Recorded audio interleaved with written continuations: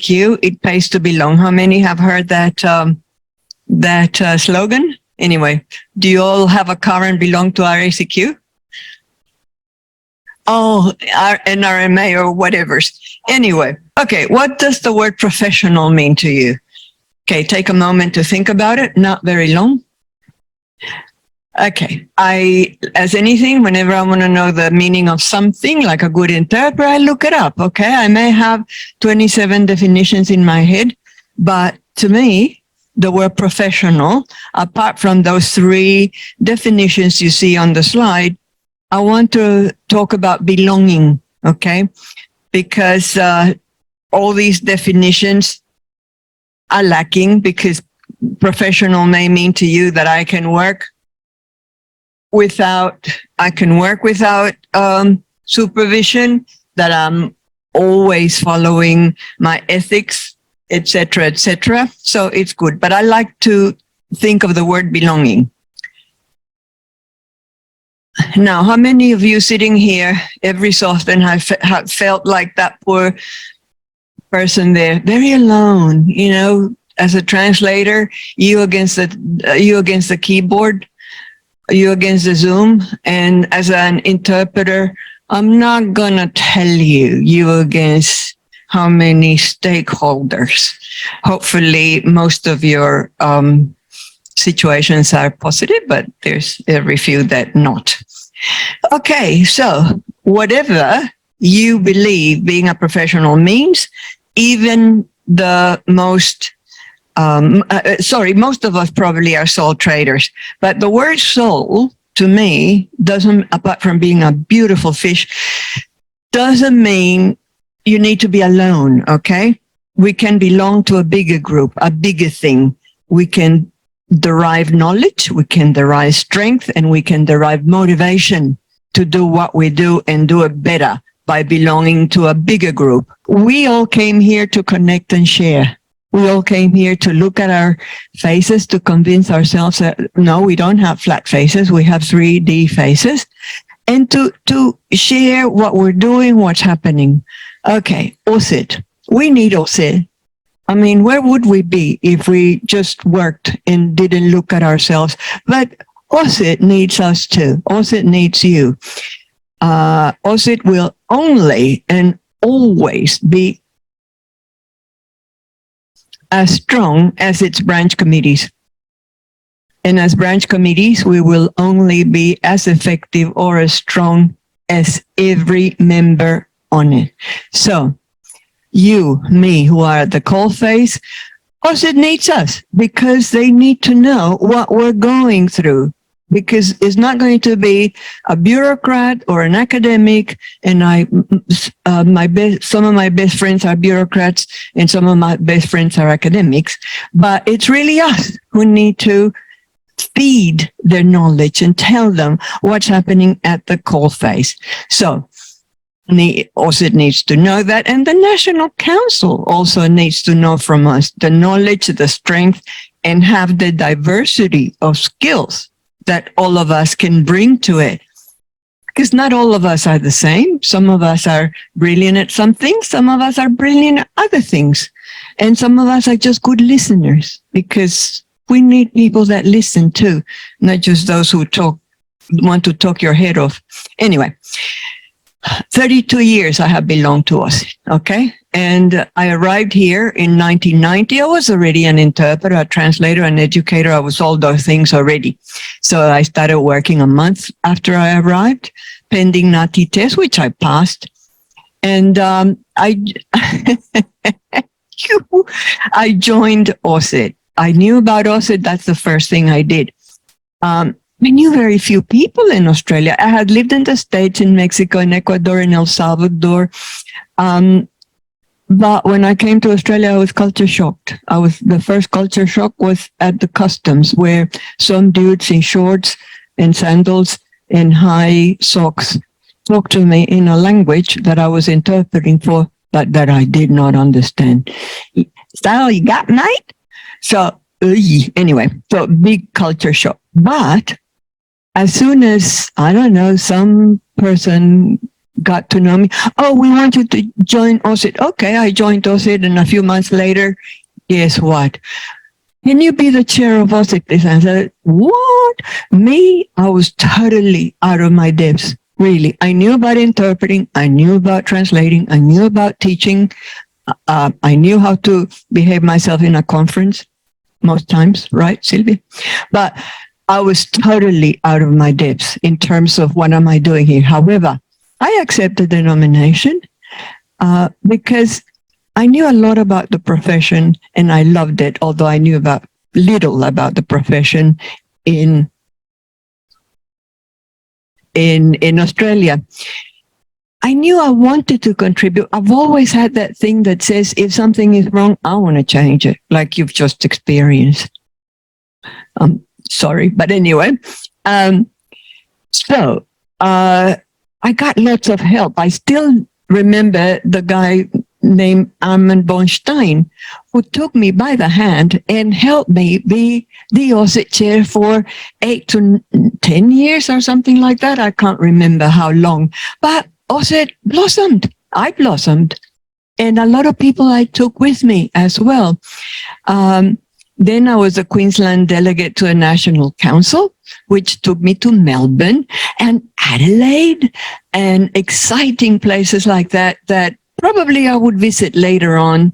But at that time, I thought, my goodness, I've died and gone to heaven. I'm traveling again. I met many professionals. Some of you might recognize these names. Moreno Giovannoni, Evelyn Pilet, Anik Boucher, John Garr, Anna Maria Arnal.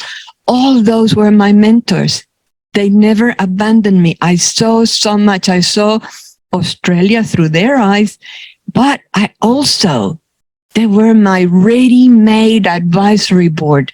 If I had a doubt about a term, an Australian thing, I would call them and they would help me. Or if I was having a difficult client or whatever, they were my mentors professionally, socially. And did they ever saw me crying? No, I don't think I went there, but they probably could have. So I wouldn't know half of what I know now. And I am in more committees that you can poke a stick at, and people ask me stuff. And I'm thinking, okay, so if they ask me stuff and more than once, it means they respect what I have to say. So I wouldn't know half of that without having made their acquaintance through sharing time and chats around the OSIT fire or committee table. Right. So what did OSIT then do for me? Right. My name started to resonate. Somebody, Patricia Avilia, whatever. But people started sort of recognizing my name as an educator of interpreters, as an interpreter, other passions. I learned, I grew as a professional. I refreshed my skills besides translating and interpreting. I learned how to run a meeting in Australia. I learned how to be an effective advocate in Australia, how to solve problems in common, leadership skills that I got from sitting with those brilliant people, and the importance of good communication.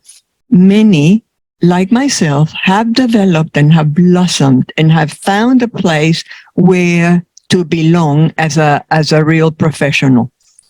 What else have I learned? I've learned how bylaws work. I've learned how to organize an event. Multicultural stalls. I've done a million of them. Now, I have taken those skills to other areas of my life. To see other members' passions reignited my own passion, and I no longer felt alone. They also helped me to find complementary ways of earning a living, because a lot of recommendations I got for working with, mining people in Brisbane and was as a result of referrals from my NATI colleagues. Sorry, my NATI colleagues too, but my OSIC colleagues with whom I was working so closely. I learned how to put together strategies to improve work conditions. I learned to be a strong advocate on behalf of my fellow translators and interpreters, and the rest is history. Let me tell you that this year, after many, many, many years of telling the government, we're earning too little in Queensland, you're losing us. Because a lot of people are not doing any work for example, the Administrative Appeals Tribunal, because they pay nothing. So when we talk about those things and we present a united front somewhere else, then things happen, because now the government in Queensland has decided to do a full review of language services in Queensland. Not just let's review the procurement, they're going to do a full review. So finally, our advocacy has come to something. Now, most importantly, I have made so many friends in OSIT. So many friends, never felt alone ever. And I've had a lot of fun, I can tell you. Working together for the same goal feels great. The camaraderie, the laughs and adventures of the group fills me with enthusiasm. And sometimes there is wine and cheese around the branch committee table. So the sense of belonging has made me a better and more confident professional. So what am I saying here? I'm saying that OSIT need people like you.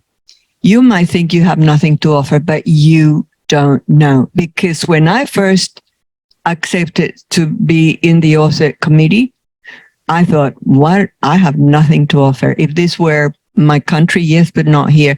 And yes, I did. So with your own specific talents, each one of you, even those talents that you don't know you have, your desire to learn, and then you can sign up as a committee member. You don't have to be chair or treasurer or secretary or whatever. You can decide to give it a go, because